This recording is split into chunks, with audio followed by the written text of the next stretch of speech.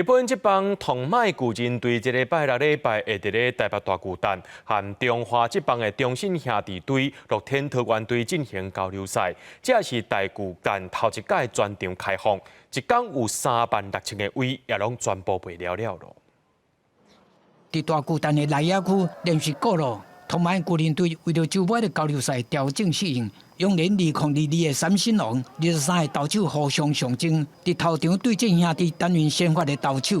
バッターだなと思ってたんで、台湾の選手がね、どんなバッティングをするのかっていうのはすごい楽しみにしてきたので。王牌投手关野地区要伫第2战对乐天桃园担任先发，巨人是请赢一军阵容，因为今年是巨人90周年，搁伫大巨蛋比赛真有意義。でもすごく綺麗な球場なので、はい、いい眺めだなと思いました。いつも台湾来た時に応援にすごく感動して、すごくね、なんか楽しい雰囲気で。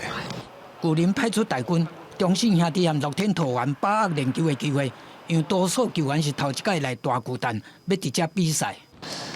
希望明天有一个很精彩的对决，期许自己可以从他手中敲出安打。各方面球场各方面都做得很好，然后自己在这边练起来也蛮舒服的。按去年对亚锦赛13000个，到这届交流赛36000个，大巨蛋冲出36000人的票房，而且中集这个赛季，佮安排30场比赛。不过老将周书哲讲，按据台北球场来到大巨蛋，敢若是咧迷茫咧。